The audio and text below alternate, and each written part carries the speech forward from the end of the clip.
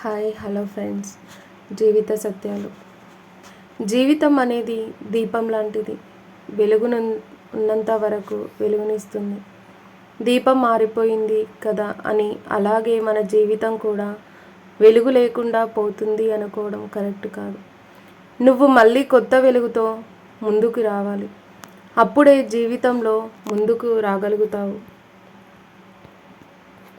ఆకాశంలో పక్షి తన ఆహారం కోసం ఎగురుతూ వెళుతూ ఉంటుంది.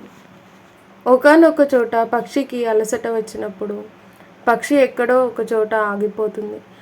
అలా పక్షి ఆగిపోయింది కదా, ఇంకా తన ఆహారం కోసం వెళ్ళదు అనుకుంటే పక్షి ఆకలి తీరదు. అలాగే మనిషికి కూడా కష్టాలు బాధలు వస్తాయి. అలా అని నువ్వు ముందుకు వెళ్ళకుండా ఒంటరిగా ఉండిపోతే కష్టాలు బాధలు పోతాయి అనుకుంటే అది అసాధ్యం అవుతుంది. అప్పుడే నువ్వు నీ ఆత్మ విశ్వాసంతో ఆ అసాధ్యంని సాధ్యం చేసి కష్టాల బాధలు ధైర్యంగా ఎదుర్కొని పోరాడితే అప్పుడే నువ్వు నీ జీవితంలో గెలుపు చూడగలుగుతావు, సంతోషంగా ఉంటావు.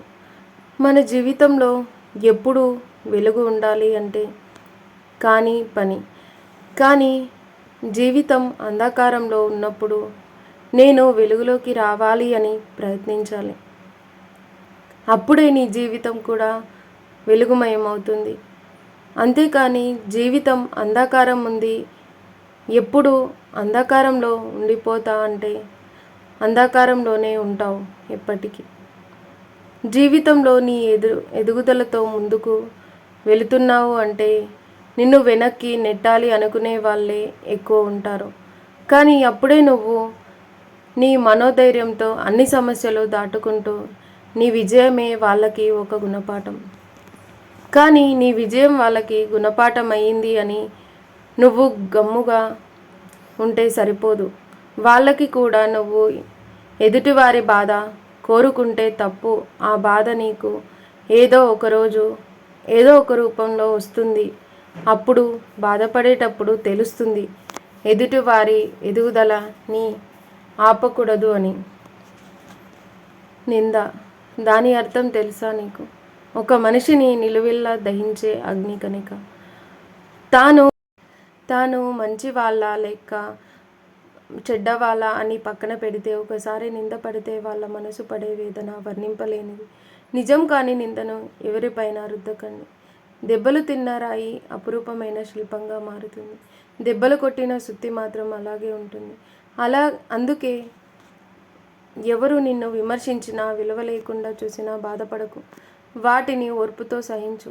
నిన్ను మించిన వారు ఎవరూ లేరు అన్నట్లు కాలమే నిన్ను నిలబెడుతుంది. కాస్త ఓపిక పట్టి చూడు, కాలం సమాధానం చెబుతుంది. ఈ రోజుల్లో గోడకు వేసిన పిడకల కాదు, గోడకు కొట్టిన బంతిలా ఉండు. ఇంకొకరికి నచ్చినట్టు బతకడానికి నువ్వు బానిస కాదు. నీతో ఎవరు ఎలా ఉంటే వారితో నువ్వు అలాగే ఉండు. విలువ ఇవ్వని మనుషులకు విలువ ఇచ్చి నీ విలువ తగ్గించుకోకు. అవసరాన్ని బట్టి మారే బంధాలు అనవసరంగానే దూరం అవుతాయి. కొన్ని బాధలు అమ్మకి చెప్పుకుంటాం, కొన్ని బాధలు నాన్నకి చెప్పుకుంటాం, కొన్ని బాధలు స్నేహితులకు చెప్పుకుంటాం. కానీ కొన్ని బాధలు ఎవరికి చెప్పుకోలేం. మదిలో అగ్నిపర్వతాలు బద్దలవుతున్నా మౌనంగా భరిస్తూ రోధిస్తూ ఉండాలి. అప్పుడు అనిపిస్తుంది అందరూ ఉన్న అనాథలమని. కోల్పోయిన వాటి గురించి ఆలోచిస్తూ కూర్చుంటే ఉన్న వాటిని కూడా కోల్పోవాల్సి వస్తుంది. కొమ్మ నుండి రాలే పువ్వులు మళ్ళీ అతుక్కోకపోవచ్చు, కానీ కొమ్మ బలంగా ఉంటే మళ్ళీ పూలు పూయొచ్చు కదా. నటిస్తూ నమ్మించే వాళ్ళు కొందరు, నమ్మి మోసపోయే వాళ్ళు కొందరు. ఎన్ని నిజాలు చెప్పినా నమ్మని వాళ్ళు కొందరు, అబద్ధాన్ని నిజమని నమ్మిన వాళ్ళు కొందరు. చెప్పుడు మాటలు విని మనల్ని దూరం పెట్టే వాళ్ళు కొందరు. మనం అంటే ఏమిటో తెలియకపోయినా హక్కున చేర్చుకునే వాళ్ళు కొందరు. నేటి సమాజం ఇది. చెప్పుడు మాటలతో మీకు ఏం వస్తుంది తెలియదు, కానీ ఒకరి జీవితాన్ని నువ్వు నాశనం చేయాలి అని చూస్తే నీ జీవితాన్ని కూడా నాశనం చేసే వాళ్ళు ఉంటారు అని మర్చిపోకు. బాగా గుర్తుపెట్టుకో. ఈ వీడియో మీకు నచ్చితే లైక్ చేయండి, షేర్ చేయండి, సబ్స్క్రైబ్ చేయండి. Thanks for watching. Thank you so much.